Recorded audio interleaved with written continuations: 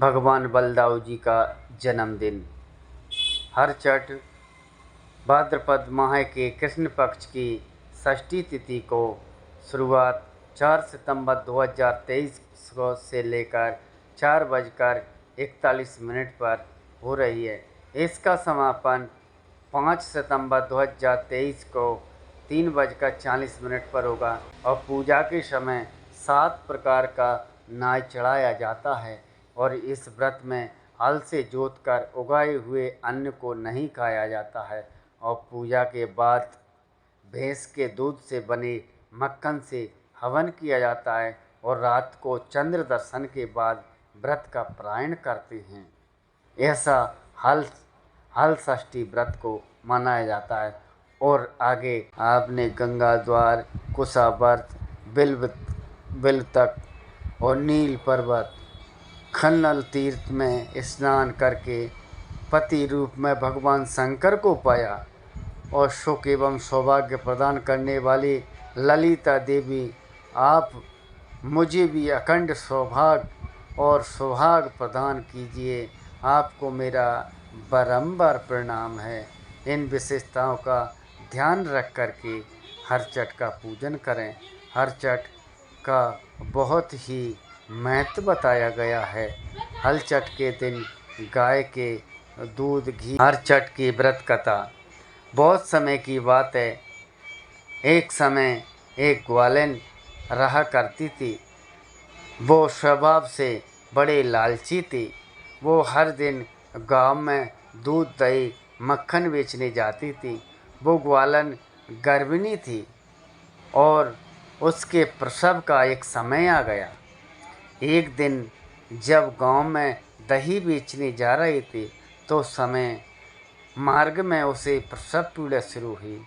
उसने सोचा कि यदि मैं प्रसव के कारण दूध दही बेचने नहीं जाऊंगी तो ये तो सब व्यर्थ हो जाएगा।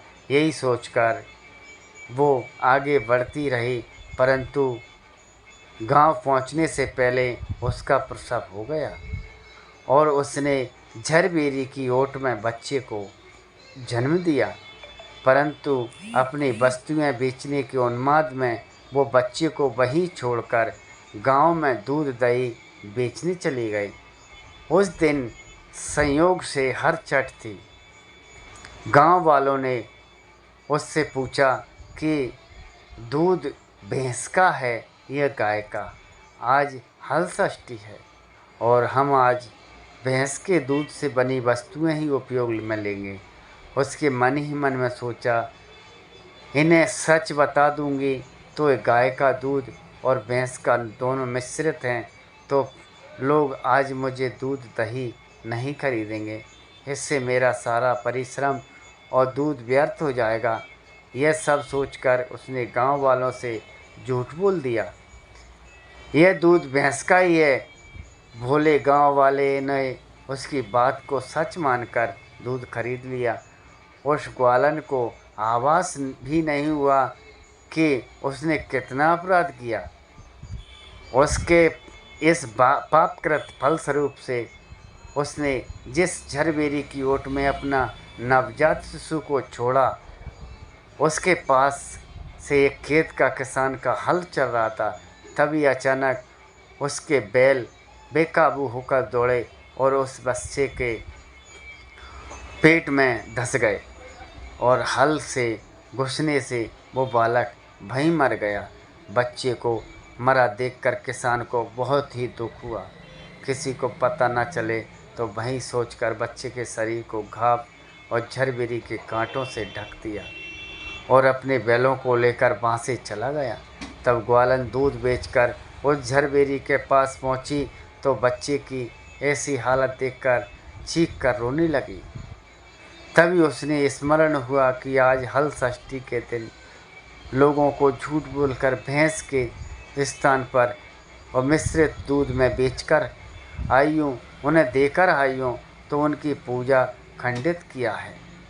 उसने अपराध किया है, उसी का परिणाम आज ईश्वर ने मुझे सजा दी है। यही सोचकर उसके मन में प्रायश्चित का भाव जागा और अपने पाप का प्रायश्चित करने के लिए वापस उसी गांव में गई जहां उसने लोगों को दूध बेचा था। वहाँ घर घर जाकर, हर गली मोहल्ले में घूम घूम कर उसने गलती स्वीकार की और उन लोगों से मिली सज़ा के विषय में बताकर उसे क्षमा मांगी। तब उस स्त्री और पुरुषों ने उस पर दया आ गई, उसने उसे क्षमा कर दिया। ईश्वर से प्रार्थना करें उस गालन की भूल क्षमा करें। सभी ने क्षमा मांगते हुए उसके बाद एक बार झरबेरी नीचे पहुंची तो उसने देखा उसका बच्चा जीवित अवस्था में था और उसकी खुशी का ठिकाना नहीं रहा। उसने हाथ जोड़कर ईश्वर का धन्यवाद किया। भविष्य में कभी असत्य न बोलने का प्रण लिया।